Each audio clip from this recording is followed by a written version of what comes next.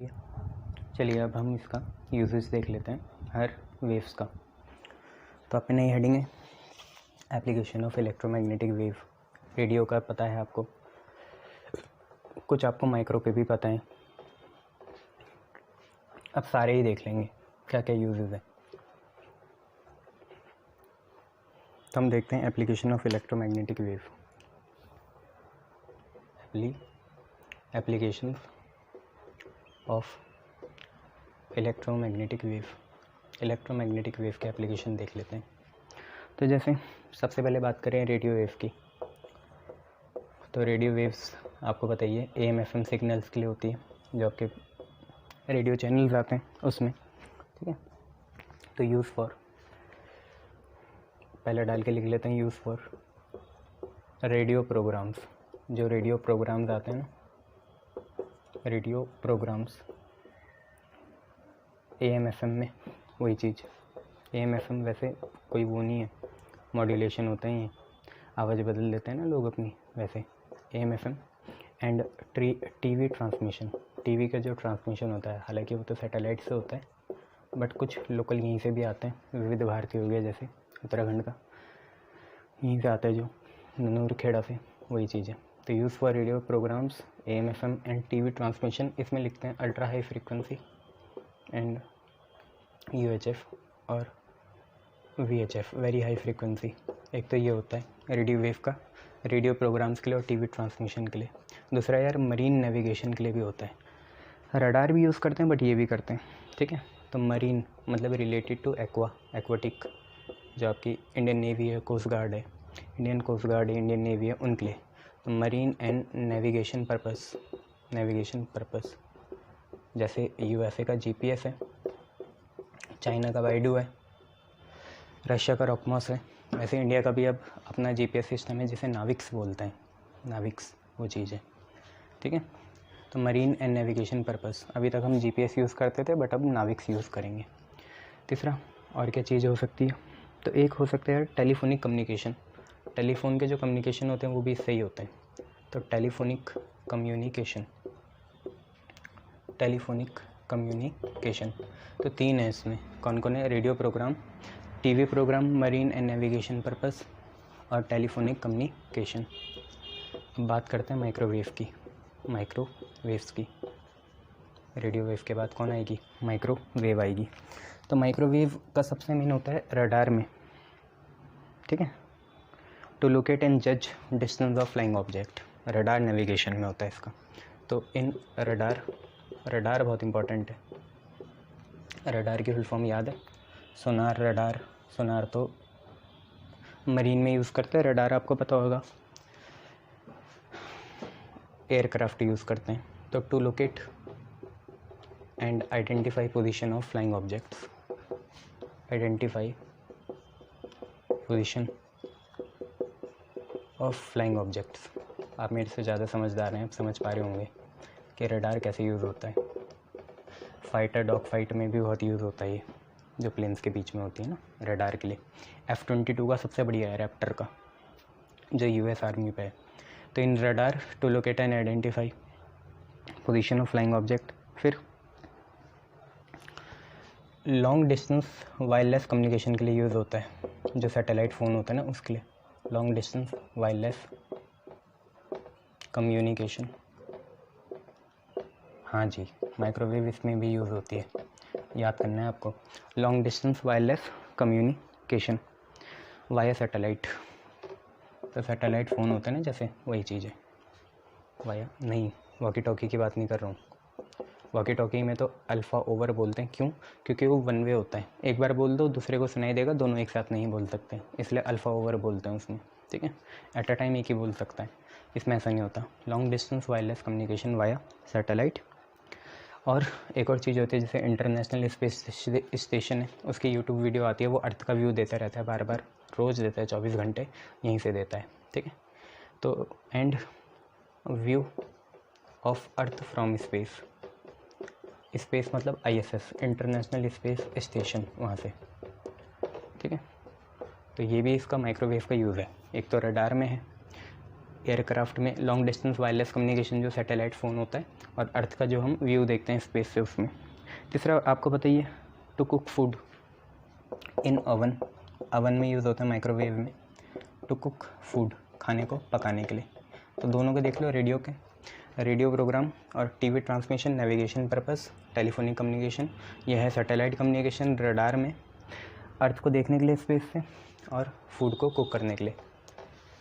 अब देखते हैं इंफ्रारेड और विजिबल। विजिबल तो हम खुद को देखने के लिए, पूरे जहां को देखने के लिए यूज़ करते हैं। तो तीसरा देखो, इंफ्रारेड। इंफ्रारेड, इंफ्रारेड कहाँ कहाँ यूज़ होता है, तो ये देख लेते हैं। पहला देखो, इंफ्रारेड का काम है जो हमारे मसल्स में खिंचाव आ जाता है, स्ट्रेन आ जाता है, उसको ट्रीट करने के लिए। मसल्स में जो स्ट्रेन आ जाता है, खिंचाव, तो to treat muscular strain, muscular जो स्ट्रेन है उसे ट्रीट करने के लिए यूज़ होता है। जो हमारी मांसपेशियों में खिंचाव आ जाता है, ठीक है, मोच आ जाती है, उसको ट्रीट करने के लिए होता है इंफ्रारेड का। हाँ, मेडिसिनल पर्पज़ है इसका। दूसरा है इंडस्ट्री में, एस्ट्रोनॉमी में और मेडिसिन में यूज़ करते हैं। तो मेडिसिन तो यहीं आ गया, बाकी इंडस्ट्री में भी यूज़ करते हैं। इंडस्ट्री में और मेडिसिन में और एस्ट्रोनॉमी में। एस्ट्रोलॉजी नहीं बोल रहा भाई, हाथ की रेखा नहीं, एस्ट्रोनॉमी, ग्रह का वो नहीं देख रहा आपके ऊपर दोष। एस्ट्रोनॉमी मतलब सेलेस्टियल बॉडी से रिलेटेड। तो वहाँ पे इंफ्रारेड यूज़ करते हैं माइक्रोस्कोप्स, टेलीस्कोप में इंफ्रारेड स्पेक्ट्रोस्कोपी होती है, ठीक है। वहाँ से ट्रेजेक्ट्री का पता लगाते हैं, कॉन्स्टेलेशन की, स्टार्स की, मेटेरॉइड्स की, एस्टेरॉइड्स की, उनका। तो use in industry, medicine in astronomy. और जहाँ धुंध हो या कोहरा छा रखा, धुंध या कोहरा होता है ना, मिस्ट, फॉग, तो उसमें जो फोटोग्राफी करते हैं, फोटोग्राफी, वो वहाँ यूज़ होता है, ठीक है। तो फॉर फॉग या मिस्ट फोटोग्राफी या हेज़ फोटोग्राफी, हेज़ भी बोलते हैं उसे, हेज़ फोटोग्राफी या फोटोग्राफी, जो तुम्हें बोलना है वो बोलो, क्या जाता है। Use for fog and mist या हेज़ फोटोग्राफी। फिर नाइट विजन के लिए यूज़ होता है। नाइट विजन जो गॉगल्स होते हैं उसमें यूज़ होता है, जो हमारे आर्मी यूज़ करते हैं नाइट विजन में ना, मारने के लिए आतंकवादी हो, उसके लिए। और एक और चीज़ होती है, SAS मिसाइल होती है, ऐसे मतलब surface to air missile, surface to air missile, उसमें यूज़ करते हैं इसे, IR को, इंफ्रारेड को, ठीक है। Surface to air missile. और क्रॉप में जो डिसीज़ होती है उसको क्योर करने के लिए यूज़ होता है। यहाँ तो यूज़ नहीं करते, बट US में जहाँ पे गवर्नमेंट बहुत सब्सिडी देती है, तो वहाँ पे ऐसे हाईटेक चीज़ों का यूज़ करते हैं क्रॉप्स के लिए। तो to prevent crop disease, crop में जो डिजीज़ होती है उनको ठीक करने के लिए होता है, ठीक है। और ह्यूमन थेरेपी में भी यूज़ करते हैं, थेरेपी कराते हो ना, उसमें भी यूज़ होता है। बट इंफ्रारेड का एक क्या है, बिफोर ब्लूटूथ से पहले नोकिया, सोनी एरिक्सन, इनके फ़ोन में IR कम्युनिकेशन यूज़ करते थे, इंफ्रारेड कम्युनिकेशन इज़ यूज्ड। इसकी स्पीड इतनी तो नहीं होती है, 10 KB होती है, 10 KB पर सेकंड। अब तो आप 5-5 MB पर सेकंड से करते हो ना कम्युनिकेशन। ऑफलाइन कम्युनिकेशन की बात कर रहा हूँ मैं, जैसे हॉटस्पॉट से होता है, शेयरिट से कुछ भेजते हो, जेंडर से, ऐसे। तो before Bluetooth IR communication is used. तो देख लो यार, इसके कितने बहुत ज़्यादा इंफ्रारेड के। मांसपेशियों में खिंचाव आ जाए, मोच आ जाए, तो उसमें यूज़ करते हैं। और इंडस्ट्री में यूज़ करते हैं, मेडिसिन, एस्ट्रोनॉमी, धुंधो, कोहरा हो, वहाँ पे फोटोग्राफी करनी है, वहाँ पे surface to air missile, night vision camera, goggles, binoculars, उसमें क्रॉप डिजीज़ को प्रिवेंट करने में, ह्यूमन थेरेपी में ब्लूटूथ से पहले IR कम्युनिकेशन का यूज़ होता था। स्पीड इसकी आपको बताए रखी है, 10 KB पर सेकंड मैक्सिमम जाती थी, और 10 मीटर की रेंज होती थी। हालांकि अभी 10 मीटर की रेंज है वाईफाई की, वो बढ़ा नहीं पाई। अब देखते हैं विजिबल, इंफ्रारेड के बाद विजिबल, चौथी विजिबल। इनको याद कर लेना, अभी क्वेश्चन कराऊंगा तो दिक्कत आएगी। विजिबल, ठीक है। तो यार विजिबल का यूज़ कहाँ करते हैं,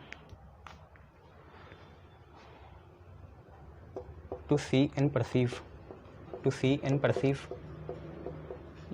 नेचर या universe around us, nature around us, जिसकी वजह से हम देख पाते हैं वो विजिबल रे, जिसकी वजह से हम देख पाते हैं, चारों तरफ देख पा रहे हैं ये पूरे जहाँ को, वो विजिबल रे है, उसी की वजह से देख पाते हैं। और एक और चीज़ है यार, इससे मॉलिक्यूलर स्ट्रक्चर का स्टडी होता है, स्टडी मॉलिक्यूलर स्ट्रक्चर। अब ये केमिकल में भी हो सकता है और बायोलॉजी में भी हो सकता है ना। मॉलिक्यूलर स्ट्रक्चर जैसे डीएनए आरएनए देखना है, वायरस का स्ट्रेन देखना है, स्टेन वो, या आपके केमिस्ट्री के मॉलिक्यूल्स होते हैं उनको देखने के लिए। इसके बाद है विजिबल के बाद यूवी रे आएगी। यूवी रे का आपको पता ही है, आरओ यूवी वाटर प्यूरीफायर उसमें, ठीक है।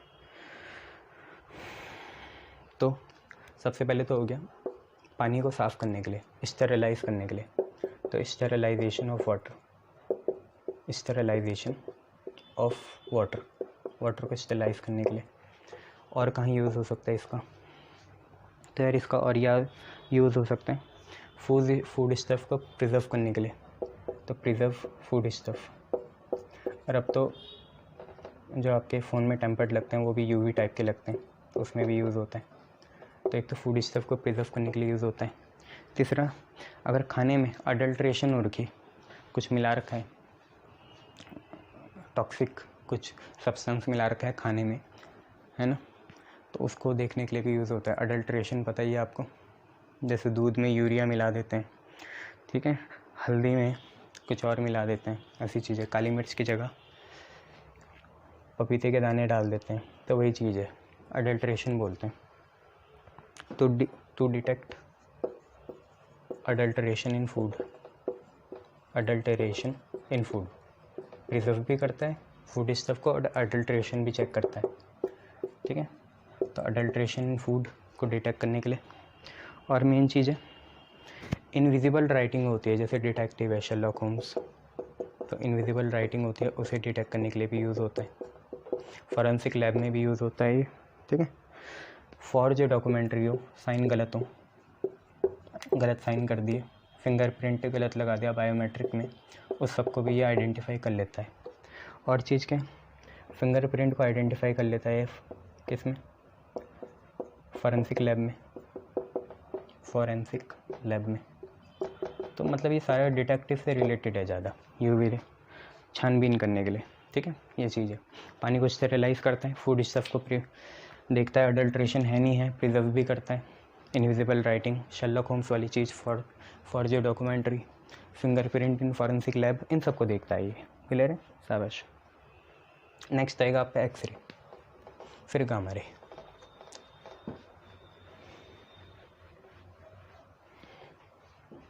कौन सा चलेगा, छठा, एक्सरेज। एक्सरेज तो आपको पता है फ्रैक्चर के लिए, क्योंकि ये स्किन या फ्लैश को पेनिट्रेट कर सकता है, तो उसके लिए यूज़ होते हैं। तो सबसे पहले मेडिकल डायग्नोसिस, मतलब बीमारी का पता लगाता है, फ्रैक्चर फ्रुक्चर का। डायग्नोसिस मतलब वही होता है पता लगाना बीमारी का, क्या एलिमेंट है। तो for medical diagnosis, medical diagnosis, ठीक है, and treatment, for medical diagnosis and treatment. और दूसरा है कि क्रिस्टल स्ट्रक्चर, याद रखना मॉलिक्यूलर स्ट्रक्चर तो कौन था, विजिबल रे, मॉलिक्यूलर स्ट्रक्चर विजिबल रे था, बट क्रिस्टल स्ट्रक्चर ये करता है एक्सरे, ठीक है। तो to study crystal structure, molecular कौन कर रहा था, पता है ना, कौन, विजिबल रे। जबकि मॉलिक्यूलर स्ट्रेन किसने करा था, खिंचाव जो आता है वो भी इंफ्रारेड ने करा था, ठीक है। माइक्रोवेव ने क्या करा था, माइक्रोवेव ने ऐसा कुछ करा नहीं था, फूड को कुक करती है। Visible molecular structure, molecular strain infrared, जबकि क्रिस्टल स्ट्रक्चर एक्सरे, ठीक है। इंडस्ट्रियल फोटोग्राफी, इंडस्ट्रियल जो फोटोग्राफी होती है उसमें भी एक्सरे यूज़ होता है। गूगल करोगे तो पता चल जाएगा, यूट्यूब नहीं बोल रहा हूँ, गूगल बोल रहा हूँ, गूगल करना पता चल जाएगा क्या चीज़ होती है इंडस्ट्रियल फोटोग्राफी, विकीपीडिया में देखना, ठीक है। और इंडस्ट्रियल रेडियोग्राफी, रेडियोग्राफी मतलब जो रेडियो एक्टिव एलिमेंट होते हैं उनकी ट्रेसिंग का पता करता है ये, ठीक है। पांचवा, हाँ, जैसे मान लो कोई रेल लाइन है, बहुत बढ़िया, 100 किलोमीटर लंबी है, वहाँ पे कहीं क्रैक आ गया तो इंसान तो जाएगा नहीं देखने, तो हम यूवी रे को भेजते हैं। यूवी रे की बात क्या होती है, जहाँ क्रैक होता है वहाँ से वापस आ जाती है। यूवी रे क्या होती है, जहाँ एक्सरे जो होती है जहाँ पे क्रैक होगा, मैनुअली देखना इंसान के बस का देखना बहुत हार्ड है, 100 किलोमीटर में 1 महीना लग जाएगा, तो एक्सरे को भेजते हैं हम टनल के थ्रू, ये होती है रेल ट्रैक के थ्रू, मेट्रो से तो पास करेगी ये, ठीक है, ज़रूरत भी नहीं पड़ती पर कर तो जाती है, जहाँ क्रैक होगा वहाँ से वापस आ जाएगी, तो वो भी तो बहुत इंपॉर्टेंट है ये, to identify cracks in railway track, to identify cracks या fault in railway track, cracks या फॉल्ट्स इन रेलवे ट्रैक वहाँ पे देखने के लिए काम आती है, ठीक है ये। अच्छा, गामा रे का काम क्या है, न्यूक्लियर स्ट्रक्चर को देखना। गामा रे का काम क्या है, study nuclear structure, study nuclear structure. Nuclear structure को देखने का काम कौन आता है, गामा रे काम आता है भैया, ठीक है। और मेडिकल ट्रीटमेंट, जैसे कैंसर सेल हो गया उसको देखने के लिए, चेक करने के लिए, ट्रीट करने के लिए, मेडिकल ट्रीटमेंट जैसे कैंसर सेल होता है उनको देखने के लिए, क्लियर है इतना। तो ये 5 आपके यूज़ थे, देख लेना। 7 इलेक्ट्रोमैग्नेटिक वेव्स के क्या ये यूज़ हैं, चेक कर लेना। मैं एक नोट लिखा देता हूँ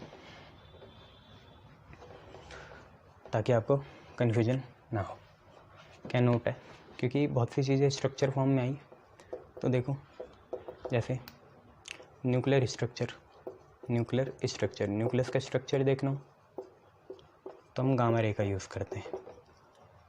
क्रिस्टल स्ट्रक्चर देखना हो, क्रिस्टल स्ट्रक्चर, तो हम एक्स रेज का यूज़ करते हैं, ठीक है। क्रिस्टल स्ट्रक्चर के लिए कौन यूज़ करते हैं, एक्स रे। उसके बाद जैसे आपका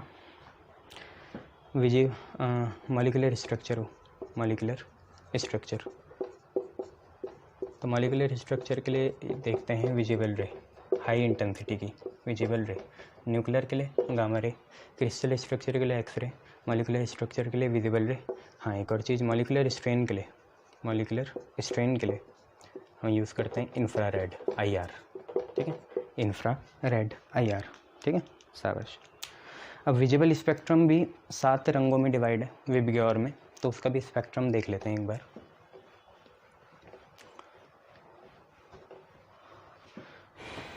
तब नई चीज़ है, स्पेक्ट्रम फॉर विजिबल रे के लिए स्पेक्ट्रम क्या है ये देख लेते हैं। तो विबग्योर याद रखना, विबग्योर पता है ना, violet, indigo, blue, green, yellow, orange, red. Violet, indigo, blue, green, yellow, या रॉयग विब ये भी याद रख सकते हो, या VIBGYOR. Violet, indigo, blue, green, yellow, orange, red. कहाँ से होता है, 400 से 750 नैनोमीटर होता है। जो डॉग्स होते हैं वो 770 नैनोमीटर तक देख पाते हैं, तो उन्हें पैरानॉर्मल थिंग्स भी दिख जाती है, भूत बात, चुड़ैल, ये चीज़ें हमको नहीं दिख पाती। हाँ, परसेप्शन हो जाता है। तो कौन कौन है, वायलेट है, कलर है ना वायलेट, V। इंडिगो नील का रंग होता है, जैसे violet, indigo, I। Blue, green, yellow, orange और red, R। Violet, indigo, blue, green, yellow, orange, red.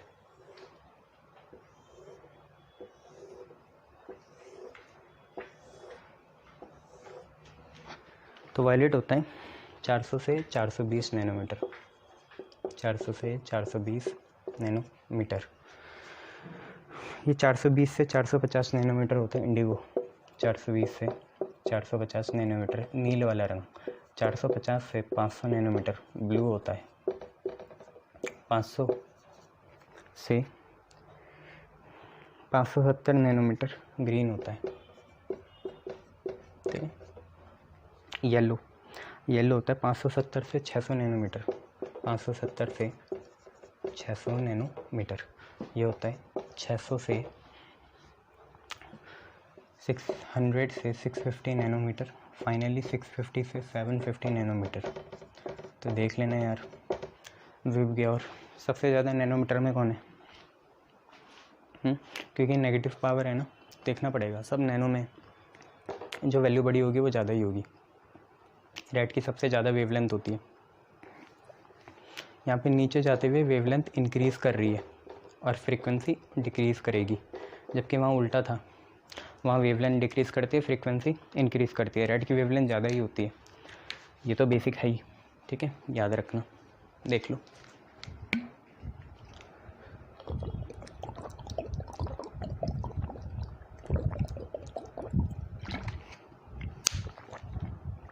ठीक है, शाबाश। अब हम देख लेते हैं इलेक्ट्रोमैग्नेटिक वेव के। हमने प्रोडक्शन देख लिया, यूजेस देख लिया, विजिबल रे का स्पेक्ट्रम देख लिया, कुछ प्रॉपर्टी देखते हैं और फिर लास्ट टॉपिक करते हैं equation of continuity, then question answers करते हैं, चैप्टर को ख़त्म करते हैं। आज ही ख़त्म कर सकते हैं चैप्टर, कोशिश करेंगे। तो बात करते हैं प्रॉपर्टीज़ ऑफ इलेक्ट्रोमैग्नेटिक वेव की।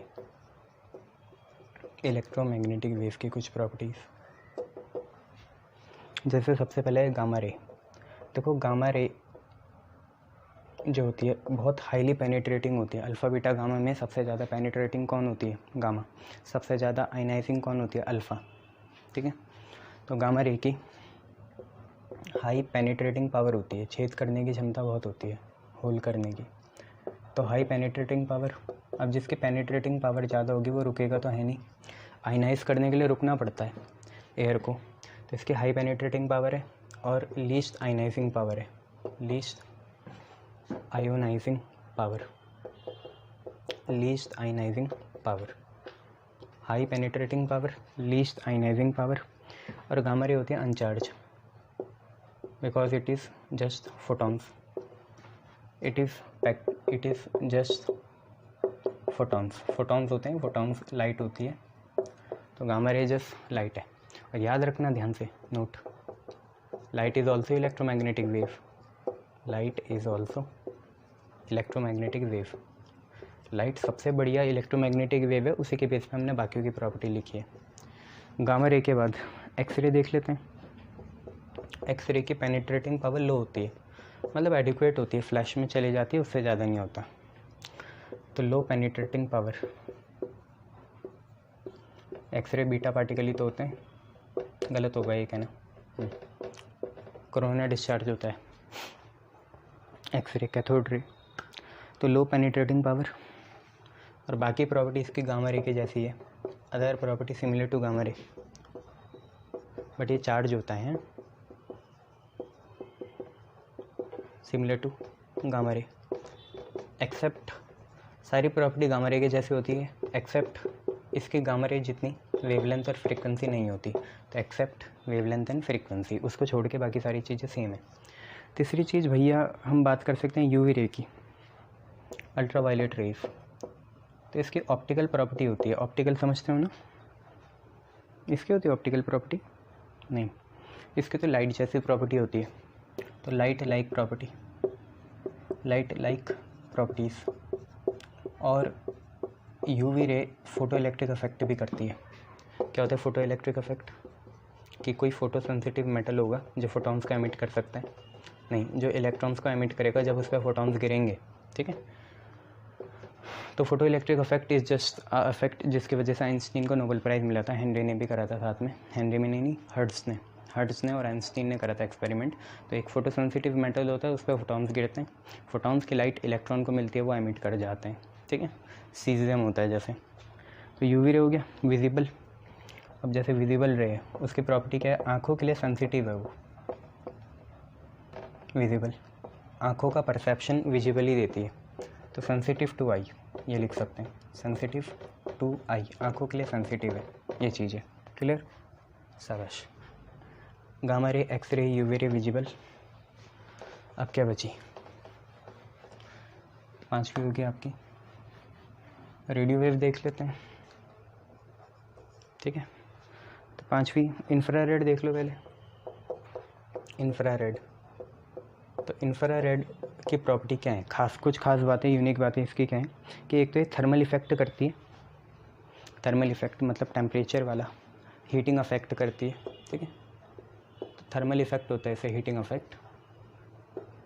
And all other properties are same, all other properties are same as, all other properties are same as visible. Visible की जैसी ही है बाकी प्रॉपर्टी, बस फ़र्क वही होगा कि इसके और विजिबल की वेवलेंथ और फ्रीक्वेंसी क्या होंगी, अलग होंगी, ठीक है।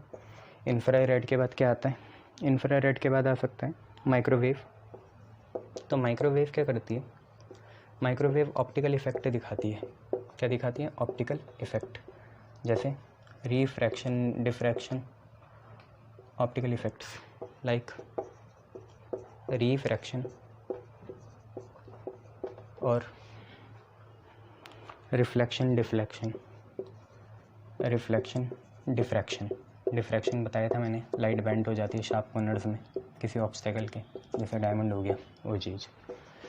आखिरी बची क्या, रेडियो वेव। रेडियो वेव में वेव लाइक प्रॉपर्टी होती है।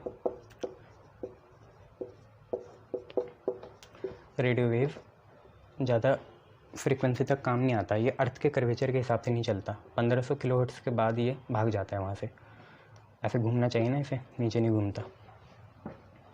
तो वेव लाइक प्रॉपर्टी होती है, ये देख लेना आप। चलिए, तो ये हम पे था।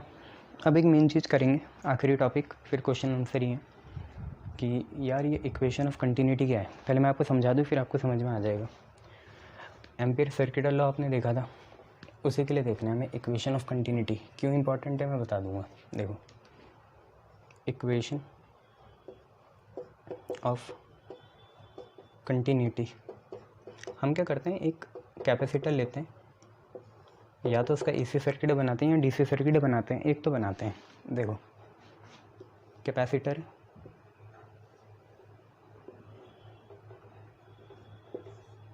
ये रहा एसी, ये इसकी प्लेट ए, ये बी। मान लो इस एसी ने कोई करंट भेजा, तो आपको पता है वायर से जो करंट जाता है वो कौन सा होता है, आईसी होता है, आईसी। तो देखो, जहाँ तक वायर है, मैटर है, वहाँ तक तो आईसी फ्लो करेगा, बट ये बीच में जो फ्री स्पेस है वहाँ पे कोई करंट फ्लो नहीं कर सकती। क्यों? क्योंकि करंट को मैटर की ज़रूरत होती है फ्लो करने के लिए, कंडक्टर की, है ना। ये तो करंट वायर तक तो गया, बट यहाँ बीच में फ्री स्पेस में कौन बहा पता ही नहीं चला, और फिर यहाँ कैसे पहुँचा, यही तो है कंटिन्यूटी। जो यहाँ तक पहुँचेगा फिर वो यहाँ तक गया, पर बीच में तो फ्री स्पेस है। फ्री स्पेस में कौन फ्लो करा, करंट तो फ्लो कर ही नहीं सकती, करंट फ्लो नहीं कर सकती। करंट तो मैटर में फ़्लो करेगी, जो हमें कन्वेंशनल करंट के बारे में पता है, इलेक्ट्रॉनिक करंट। तो बीच में कौन फ्लो करा। अब यही दिक्कत देती थी साइंटिस्ट को, उन्हें ये तो पता था कि कैपेसिटर से सर्किट पूरा हो रहा है, बट क्यों हो रहा है इनको ये पता नहीं। उन्होंने सोचा वायर तक तो कन्वेंशनल करंट जा रही, फिर ये बीच में जो फ्री स्पेस है जहाँ वैक्यूम है, वहाँ पे कौन सी करंट फ्लो कर रही है उनको पता ही नहीं चला साथियों। क्योंकि करंट तो सिर्फ मैटर में फ़्लो करेगी, बीच में फ्री स्पेस है, फ्री स्पेस में कोई करंट फ्लो ही नहीं करती। और जब करंट ही फ्लो नहीं कर रही तो वहाँ तक कैसे पहुँच रही फिर करंट, बीच में तो ब्रेक हो जाना चाहिए, सर्किट तो क्लोज़ नहीं ओपन हो जाना चाहिए। तो बीच में पता नहीं कौन सी करंट फ्लो कर रही है, वो वहाँ भी पहुँच रही है और सर्किट को कंप्लीट कर रही है। होना नहीं चाहिए ना ये, क्योंकि बीच में तो फ्री स्पेस है, वहाँ पे तो कोई मतलब फ्री स्पेस है, बीच में कुछ नहीं डाल रखा, अभी डाइलेक्ट्रिक भी नहीं डाल रखा, कुछ भी नहीं डाल रखा। तो बीच में मतलब करंट की कंटिन्यूटी कैसे पूरी हो रही है, यही पता नहीं आ रहा था, समझ में नहीं आ रहा था। तो मैक्सवेल थे, मैक्सवेल ने 4 हम पे इलेक्ट्रोमैग्नेटिक इक्वेशंस होती हैं उन्हें मॉडिफाई करा अपने हिसाब से। उन्होंने इसको एक्सप्लेन कर दिया कि ये बीच में कंटिन्यूटी को हम कैसे, इस पैराडॉक्स को कैसे हम सॉल्व करें। ये बहुत साल तक लोगों को परेशान करा इसने, फिजिसिस्ट को, कि कौन कंटिन्यूटी बना रहा होगा करंट की। तो वो आपको पता है पहले से, आप इलेक्ट्रोमैग्नेटिक इंडक्शन पढ़ के आ चुके हो, मैग्नेटिक फ्लक्स जैसी कोई चीज़ पढ़ के आ चुके हो, तो यही चीज़ है। तो इसको स्टार्ट करते हैं। कंसीडर आ AC DC circuit containing, consider AC DC circuit containing capacitor. एक AC DC सर्किट को कंटेन करते हैं जो ये मैंने बना दिया जिसमें कैपेसिटर है, कोई एक ले लो। अब इसमें केस 1 बताता हूँ मैं आपको, है ना। ये कैपेसिटर है केस 1। केस फर्स्ट क्या है, मेन सी बात है, सिंपल सी बात कि वायर से कन्वेंशनल करंट जा रहा है, ठीक है। तो यही चीज़ है।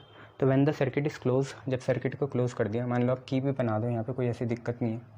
एसी में वैसे की नहीं बनती ऐसे, चलो वन वे बना लो, कोई बात नहीं। तो when circuit is close,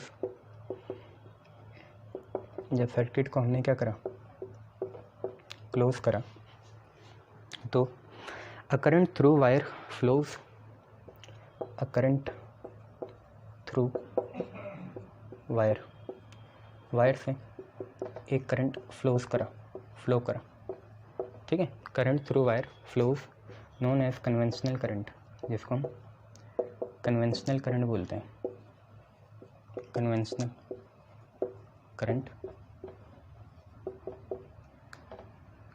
known as conventional current मतलब आईसी, ठीक है। सर्किट को क्लोज करा तो वायर से कन्वेंशनल करंट फ्लो होना शुरू हो गया, सही है। और इसके लिए अगर हम एम्पियर सर्किटल लॉ बनाएं, for this Ampere circuital law is given by line integral of magnetic field B dot D L is equal to mu naught into I C, क्योंकि कन्वेंशनल करंट है तो हम आई सी ही बोलेंगे। तो ये चीज़ है, अभी तक सब सही है। करंट फ्लो करने लग गया वायर से, जिसे हमने कन्वेंशनल करंट बोला, और उसके लिए एम्पियर सर्किटल लॉ ये होता है line integral of magnetic field B dot D L बराबर mu naught into I C. Now one problem arises, एक प्रॉब्लम अराइज हो गई। क्या है वो प्रॉब्लम, आप देखो, वही वाली बात जो आपको पता है, आपके जहन में, हम बाहर निकाल देंगे उसे। नाउ वन प्रॉब्लम अराइजेस, एक प्रॉब्लम आ चुकी है, आपको पता ही है खाली स्पेस में कौन करंट फ्लो करेगा, ये दिक्कत थी, ये मैक्सवेल ने सॉल्व करी। तो नाउ वन प्रॉब्लम अराइजेस, क्या है वो, कि there is free space between capacitor, there is free space, ये डेरिवेशन आती है आप पे, है ना, वो बोलते हैं कि एक्सप्लेन करो, तो आपको बताना है ये सारी चीज़ें। जितने तेज़ लिखोगे लिखना पूरा ही पड़ेगा, तेज़ ही लिखना, फिंगर टिप्स में होनी चाहिए आपकी चीज़ें। तो there is free space between capacitor, so how can current be flow through it, ठीक है। तो how can charge a current from point A will pass through point B, so how can charge या current through plate A, plate ही तो आई है, पता है ना, दो प्लेट्स होते हैं, पैरेलल प्लेट कैपेसिटर है, plate A passes through plate B, as we know that WKT, we know that current doesn't pass through vacuum, current doesn't passes through vacuum, current तो वैक्यूम से तो पास करता नहीं, यहाँ से कैसे करेगा ये देखना है। Current doesn't passes through vacuum, ठीक है। अब this is very great challenge for equation of continuity, continuity means if current start from here it must come here, बीच में कहीं ब्रेक नहीं होना चाहिए। तो दिस इज़ पैराडॉक्स, बहुत बड़ा पैराडॉक्स था, उलझन थी, बहुत बड़ा चैलेंज है for equation of continuity. Continuum नहीं है, इक्वेशन ऑफ कंटिन्यूटी है, कंटिन्यूम तो फ्लूइड में था, ठीक है, इक्वेशन ऑफ कंटिन्यूटी। नाउ एक सेवियर आए जिनका नाम मैक्सवेल था, मैक्सवेल ने इसके बारे में कुछ बताया कि क्या हो सकता है, but must be a possible reason for that. You all know this is electromagnetic induction, क्योंकि मैक्सवेल अपना एक्सपेरिमेंट कर चुके थे इलेक्ट्रोमैग्नेटिक इंडक्शन का। मैक्सवेल बहुत बड़ी एक चीज़ है, ठीक है, मैक्सवेल ने भी करा था और आपको पता है फैराडे ने भी करा था एक्सपेरिमेंट, ठीक है। तो रेमेडी ये है कि मैक्सवेल और बहुत बड़े साइंटिस्ट हैं, मैक्सवेल केम अप, ठीक है, विद एन आइडिया ऑफ, अब एक राज खुलने वाला है, उस राज का नाम है एक और नई करंट है जो कहीं छुपी हुई थी, जो आईसी के साथ मिलके असली में इक्वेशन ऑफ कंटिन्यूटी या टोटल करंट बना रही थी। एक करंट छुपी हुई है कोई जो इसके बीच में एग्जिस्ट करेगी between plate A and B. Current हो भी सकती है वो, या करंट की जैसा कुछ हो सकता है, जो पूरे सर्किट को कंप्लीट कर रही थी, एम्पियर सर्किट लॉ को वैलिड कर रही थी और इक्वेशन ऑफ कंटिन्यूटी को बचा के रख रही थी। तो came up with the idea of displacement current. Displacement current, current का नाम है डिस्प्लेसमेंट करंट, जो इक्वेशन ऑफ कंटिन्यूटी को बरकरार रहेगा, एम्पियर सर्किट लॉ को वैलिड कराएगा और पूरे करंट को इस सर्किट में क्लोज रखेगा। ठीक है, displacement current ID which exist between free space between plates A and B. Plates A और बी के बीच में एक नई तरह की करंट है जिसका नाम डिस्प्लेसमेंट करंट है। क्लियर है? ठीक है। Which exist between free space between plates A and B and may solve problem arises in equation of continuity। Equation of continuity में जो प्रॉब्लम अराइज हुई उसको ये सॉल्व कर सकती हैं। ठीक है, इसके बारे में हमें बात करनी है। अब देखो कैसे इसने प्रॉब्लम ये सॉल्व करी। पानी पी लूँ मैं थोड़ा, फिर आपको बताता हूँ।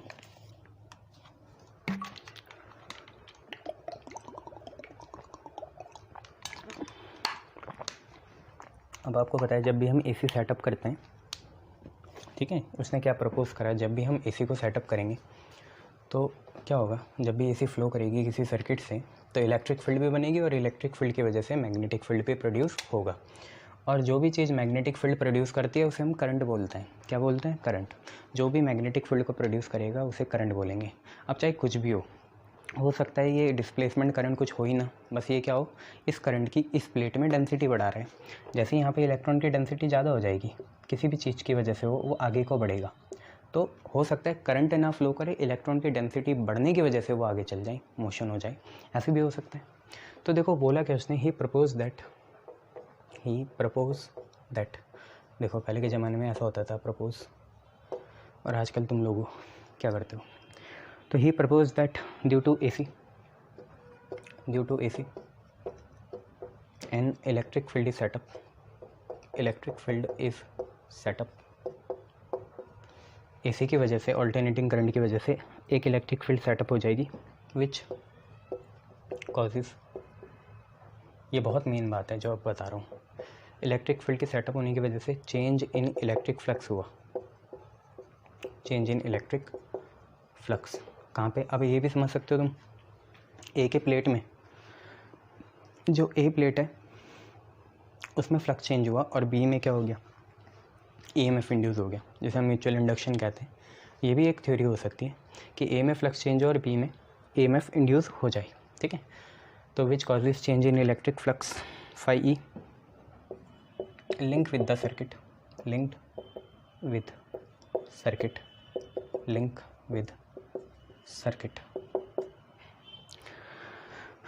that surely produce displacement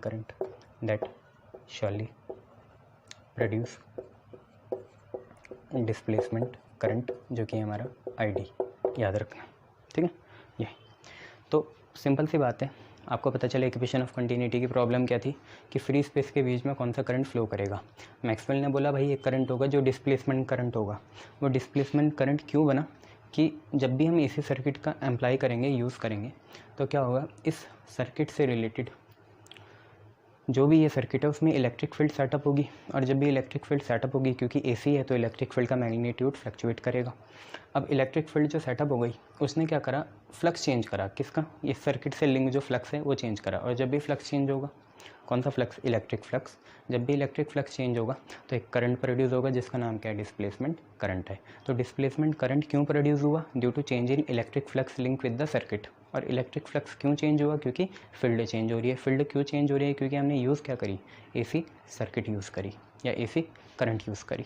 ठीक है, तो ये अगर इतना लिख लोगे मन नहीं भरा तो आप डिस्प्लेसमेंट करंट के बारे में भी लिख देना थोड़ा, या 1 मार्क्स में आपने सिर्फ डिस्प्लेसमेंट करंट भी पूछ सकता है, ठीक है। तो अब हम पे क्या चीज़ है, हेडिंग है displacement current ID, displacement current जिसको हम क्या बोलते हैं, आई डी बोलते हैं डिस्प्लेसमेंट करंट को, ठीक है। तो है क्या ये, when in electric flux phi E change with the time due to change in electric field. आपको पता है इलेक्ट्रिक फील्ड चेंज हो रही क्योंकि हमने एसी का यूज़ करा, तो वो चीज़ है, उसके वजह से करंट प्रोड्यूस होगी जिसको हम डिस्प्लेसमेंट करंट कहेंगे, ठीक है। तो when in electric flux, when electric flux phi E linked with the circuit, linked with the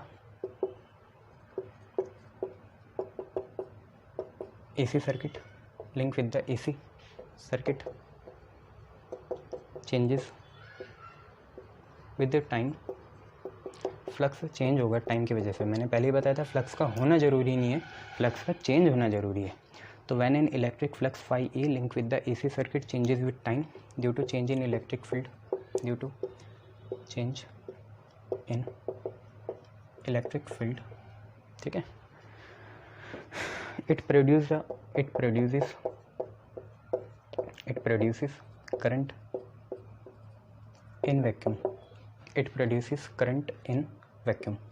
vacuum में क्या प्रोड्यूस करेगी, करंट, लाइक जैसे between plates of PPC, parallel plate capacitor की जो प्लेट्स हैं उसके बीच में भी तो वैक्यूम है। उसी वैक्यूम में क्या हुआ, करंट प्रोड्यूस हुआ। क्यों प्रोड्यूस हुआ, क्योंकि जो फ्लक्स किसी एसी सर्किट के साथ रिलेटेड था वो इलेक्ट्रिक फील्ड के चेंज होने की वजह से टाइम के साथ चेंज हुआ, जिसकी वजह से करंट प्रोड्यूस होगी वैक्यूम में, ठीक है। जैसे वैक्यूम कहाँ बना, प्लेट्स के बीच में बना, ठीक है। और आपको पता ही है ये होता है बाय इलेक्ट्रोमैग्नेटिक इंडक्शन, ये तो सबसे मेन बात है, इलेक्ट्रोमैग्नेटिक इंडक्शन की वजह से चेंज होगा ये। और करंट कौन सी, डिस्प्लेसमेंट करंट। तो कुल मिला के बात ये डिस्प्लेसमेंट करंट क्या है, वो करंट है जो वैक्यूम में प्रोड्यूस होगी, जैसे पैरेलल प्लेट कैपेसिटर के बीच में वैक्यूम है उसमें प्रोड्यूस होगी, है ना, ड्यू टू इलेक्ट्रोमैग्नेटिक इंडक्शन। और इलेक्ट्रोमैग्नेटिक इंडक्शन क्यों हुआ, क्योंकि हम एसी सर्किट का यूज़ कर रहे हैं जिसकी वजह से पूरे सर्किट का फ्लक्स चेंज हो रहा है टाइम के साथ। आई बात समझ में, क्योंकि इलेक्ट्रिक फील्ड भी क्या हो रही है, चेंज हो रही है, तो उसकी वजह से डिस्प्लेसमेंट करंट बनेगा। अब डिस्प्लेसमेंट करंट जो हमारा आईडी है वो कुछ ऐसा होना चाहिए कि वो किस किस चीज़ों पे डिपेंड करना चाहिए, फ्लक्स चेंज पे डिपेंड करना चाहिए। तो D phi by D T, और फ्लक्स चेंज कौन सा है, इलेक्ट्रिक फील्ड वाला है, तो D phi E by D T, और इलेक्ट्रिक फील्ड है तो इसका कांस्टेंट लगा देंगे एप्सिलॉन नॉट। तो आई डी की वैल्यू क्या आती है, epsilon naught D phi E by D T, unit वही आएगी करंट वाली, एम्पियर। मैं तो डिस्प्लेसमेंट करंट को कोई करंट मानता ही नहीं हूँ, मैं तो बस इसे चेंज इन या इंक्रीज़ इन इलेक्ट्रिकल या इंक्रीज़ इन करंट डेंसिटी मानता हूँ, बस ये है। करंट डेंसिटी बढ़ जाती होगी प्लेट ए में, जिसकी वजह से बी की ऑटोमेटिकली बढ़ जाएगी, तो फिर करंट की कंटिन्यूटी आ जाती है। तो सिंपल सी बात है, डिस्प्लेसमेंट करंट वो करंट है जो वैक्यूम में प्रोड्यूस होगा। क्यों प्रोड्यूस होगा, इंडक्शन की वजह से प्रोड्यूस होगा। कौन सा induction, electromagnetic induction. Electromagnetic induction क्यों प्रोड्यूस हुआ, क्योंकि फ्लक्स चेंज हुआ। कौन सा फ्लक्स, जो सर्किट के साथ लिंक है। क्यों चेंज हुआ, क्योंकि इलेक्ट्रिक फील्ड भी चेंज हुई। फ्लक्स किसके साथ चेंज हुआ, टाइम के साथ चेंज हुआ, क्योंकि हमने एसी का यूज़ करा था। और आई डी की वैल्यू है epsilon naught D phi E by D T. Clear है, शाबाश। अब जो मैं नोट बोल रहा था वो लिखा भी दूँ कि हाइपोथेटिकली डिस्प्लेसमेंट करंट, ये सारा आपको डिस्प्लेसमेंट करंट की 1 मार्क्स की डेफिनेशन में लिखना है जो अभी लिखाया है।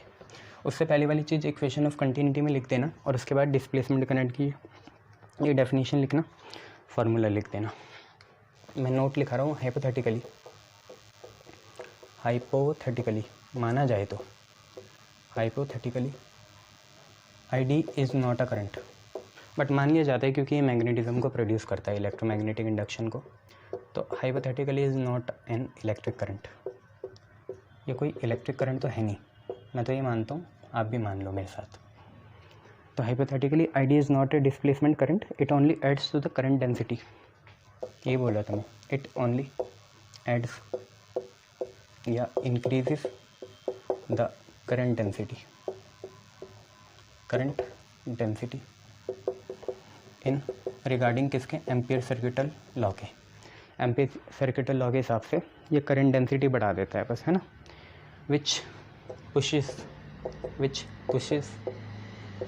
वही बात आपको बोला था, ये प्लेट ए है, ये प्लेट बी है। अगर यहाँ करंट डेंसिटी बढ़ गई तो यहाँ पे चार्ज क्या हो जाएंगे, पुश हो जाएंगे। ये चीज़ कहना चाह रहा था, वही मैं लिखा भी दूंगा।